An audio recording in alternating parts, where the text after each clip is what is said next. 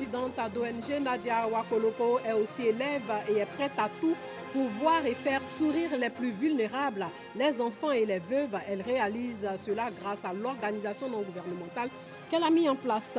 Et puis Ali Bongo nomme un nouveau Premier ministre, Julien Nkoge Bekale, le nouveau chef du gouvernement âgé de 56 ans et occupait jusqu'alors les fonctions de ministre du Travail et de l'Emploi. Bonsoir et bienvenue dans le 19h. Elle a 15 ans et est en seconde C. Nadia Awa-Koloko, après les cours, a une autre passion, aider son prochain, précisément les enfants et les veuves. Elle le fait à travers son ONG Voix d'enfants qu'elle a mis en place il y a seulement une année. Comment lui est venue cette envie de venir en aide aux enfants et aux veuves? Tout a commencé lors d'une visite à la pouponnière de Dabou. Rosemonde Kini et Dangui Dangui nous relatent cette histoire. Yopougon, cité Siad. Dans cet appartement au bout du couloir, Awa Nadia Koloko dirige une réunion de son ONG dénommée Voix d'enfants. Ordre du jour de la réunion de ce dimanche, bilan de la cérémonie de remise de dons organisée par cette organisation d'enfants en décembre dernier. Des enfants résolus à conjuguer leurs énergies pour consoler d'autres enfants. Comment Nadia a-t-elle eu l'idée de créer cette ONG? L'histoire remonte à quelques années, mais l'enfant ne peut l'évoquer sans couler des larmes. C'est lors d'un séminaire islamique religieux à Dabou. Lors de ce séminaire, nous sommes allés à la pouponnière de Dabou. Arrivé là-bas, j'ai vu vraiment des enfants malades, des enfants abandonnés par leurs parents. Il y avait vraiment tout seul de feu. Vraiment, ça faisait mal de voir qu'il y a des mères qui accouchent et puis elles laissent leurs enfants dehors. Et puis on voit aussi qu'il y a des enfants qui sont mal formés. Donc c'est là, j'ai eu l'idée même là-bas. Dès que j'étais là-bas, j'ai pensé, j'étais assise et puis je me suis dit, pourquoi pas créer une ONG pour aider ces pauvres enfants. Convaincue que l'union fait la force, Nadia commence alors à rallier ses parents puis ses amis du quartier à sa cause, celle de venir en aide aux orphelins et veuves. Elle revient de Dabou, toute triste. Je ne sais pas ce qui s'est passé, elle me dit non, qu'elles ont vu des enfants à la pouponnière de Dabou, j'étais triste, vraiment, je n'avais rien. Alors qu'elles ont la chance, elles, de manger au moins 3 fois par jour avec des goûters, de l'argent, et que vraiment elles veulent faire quelque chose pour ces enfants. Donc sur le champ, elles ont réuni leurs anciens habits, d'abord avec sa grande sœur, pour aller faire un don à la pouponnière de Dabou. Donc à son retour, à ma grande surprise, je trouve d'autres enfants du quartier chez moi quelques jours après. Et décident qu'ils vont faire une ONG. Ce qu'elle a vécu à l'orphelinat, moi, je n'ai pas vu, je n'ai jamais vu cela. Mais quand j'imagine aussi, je me mets à sa place, vraiment, et tout, que vraiment on doit créer une ONG pour aider ces enfants-là. Quelques mois plus tard, Nadia et ses amis organisent une cérémonie de remise des dons à l'Institut des aveugles de Yopougon. Des vêtements, des chaussures, des jouets d'une valeur de plus de 5 millions de francs CFA ont fait le bonheur de nombreux orphelins et veuves et celui de Nadia Rossi. C'est ça notre objectif, nous voulons qu'ils soient heureux comme nous. Ils sourient tout le temps, ils étaient heureux. Débordante de bonne volonté et de générosité, l'ONG Voix d'enfants, avec à sa tête Nadia, voit ses actions détournées de leur cible et change de méthode. On voulait même aller remettre des dons à l'orphelinat, tout et tout. On s'est dit, vu ce que les femmes ont fait à l'hôpital là-bas, si on va remettre à l'orphelinat, est-ce qu'ils vont vraiment remettre aux enfants? Nous-mêmes, nous avons remis des présents aux enfants, aux femmes veuves, à une école. Nous-mêmes, nous les avons remis. La réunion terminée, chaque enfant regagne son domicile. Nadia retourne à la cuisine pour les travaux ménagers, en attendant d'aller faire ses devoirs de classe. Nadia n'est pas seulement généreuse dans l'effort qu'elle fournit en faveur des orphelins, elle est aussi dans les études. En témoignent ses bons résultats scolaires, selon ses parents. Passionnée de littérature, la jeune fille a pris la plume. Nadia écrit en ce moment un roman intitulé « Mon trésor ». Ça parle de la virginité d'une fille. Selon moi, une fille être vierge jusqu'au mariage, c'est très important. C'est important parce que ton mari d'abord va te respecter. Il va dire « Ah, moi, ma femme, elle est mariée vierge ». Et puis en tant que fille même, savoir que tu es vierge, c'est un signe de propreté. Être vierge, c'est un trésor pour moi. Pleine d'humanité et présidente d'une ONG à l'âge de 15 ans, Awa Nadia Koloko suit son destin. Je me rappelle quand elle était à l'école primaire, quand il y a des élèves qui n'ont pas de livres, elle va venir dire qu'il y a des enfants en classe qui n'ont pas de livres. Donc, un jour, elle a pris son livre pour donner à un autre. Et moi, j'étais obligé d'acheter, remplacer le livre. Elle a un petit nom qu'elle n'aime pas, mais je pense maintenant que ce petit nom essaie de la suivre. Elle s'appelle une enfant qui veut dire la chanceuse. Autant dire qu'aux âmes bien nées, la valeur n'attend point le nombre des années. La relation parents-élèves enseignants au cœur d'une rencontre à Mbayakro, c'est dans le centre du pays. Une rencontre qui vise à trouver une solution au phénomène d'enfants en conflit avec la loi. Le rôle et la responsabilité des parents et enseignants dans l'éducation des enfants a été défini lors de cette rencontre. Des échanges ont été initiés par le ministère de la Justice via la direction de la protection judiciaire de l'enfance et de la jeunesse. Léon Brou nous rapporte ce qui ressort de cette rencontre. L'élève, c'est cet enfant au centre des actions des parents et des enseignants pour en faire l'adulte idéalement responsable. Toutefois, reconnaissent les acteurs de la protection judiciaire de l'enfant, ce dernier est si vulnérable que si lui-même, les parents et les enseignants n'y prennent garde, l'élève peut se trouver négativement influencé par ses droits et devoirs, son environnement, les crises de la personnalité dans l'adolescence. Pour donc assurer une bonne éducation, quel type de relation doit exister entre parents, élèves et enseignants? C'est comme un trépied, l'un des pieds du trépied est cassé, les deux autres ne peuvent pas porter le poids. Donc pour moi, ils doivent avoir des relations complémentaires, des relations de sincérité, des relations de vérité, pour que l'enfant puisse être vraiment bien accompagné afin d'être un bon citoyen demain. Une telle complicité exige de chaque acteur, parents, élèves et enseignants, des responsabilités. Qu'il ait désiré ou pas avoir cet enfant dès l'instant où il l'a eu, il doit se mettre dans la peau de parents et accomplir ses devoirs en tant que parent. C'est-à-dire pouvoir aux besoins de l'enfant, veiller à son entretien, surveiller son éducation. L'enseignant doit être un enseignant responsable, un enseignant sachant, c'est-à-dire qui est lui-même bien formé et qui est en mesure de répondre aux questions des enfants. L'enfant aussi ne doit pas être espiègle, il ne doit pas être taciturne, il doit être vrai dans sa relation aussi bien avec ses parents qu'avec son enseignant.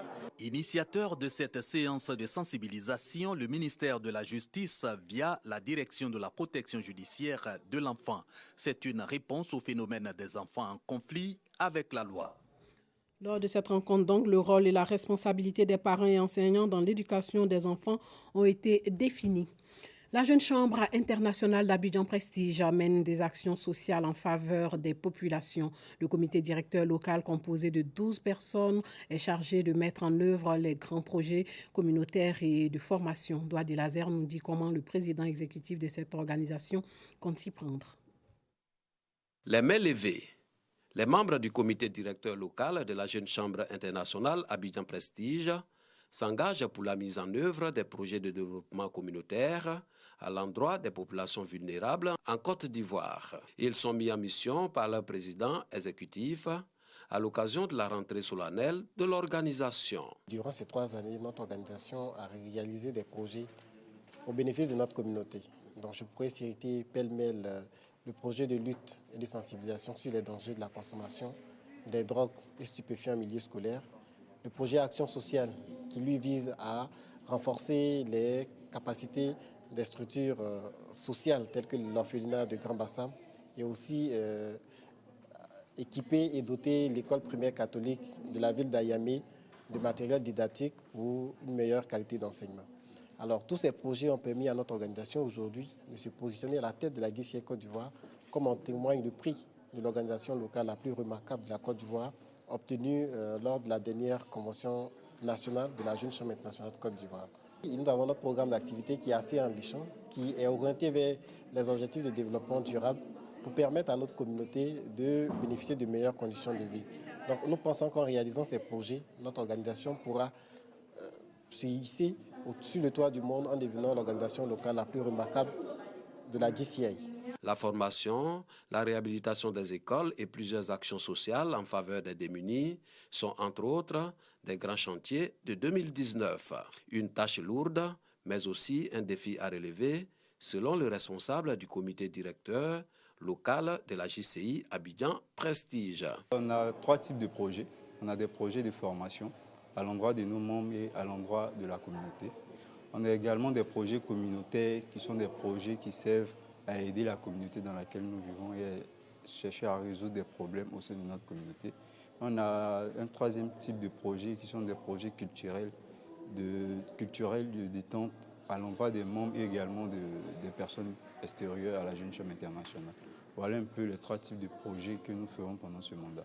Le représentant du parrain de la cérémonie, quant à lui, a invité les missionnaires à plus d'ardeur au travail. Le ministre Konaté est attaché donc à la jeunesse et il exhorte cette jeunesse à travers la Jeune Chambre internationale à cultiver certaines valeurs, le partage, le travail, le sacrifice, l'abnégation, pour faire en sorte que notre société, la société dans laquelle nous sommes, soit meilleure.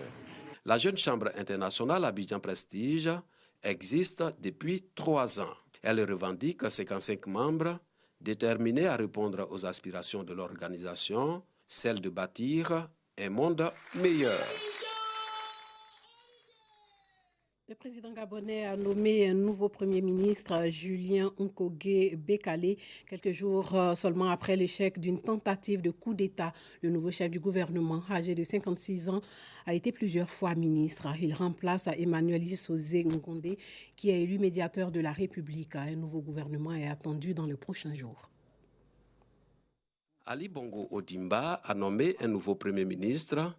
Il se nomme Julien Nkogé Bekale et a été plusieurs fois ministre sous la présidence d'Ali Bongo Ondimba.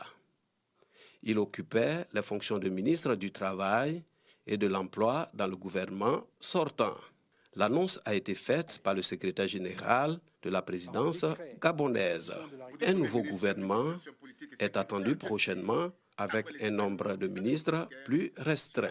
L'ancien Premier ministre gabonais, Emmanuel Isosé Ngondé, a été nommé au poste de médiateur de la République.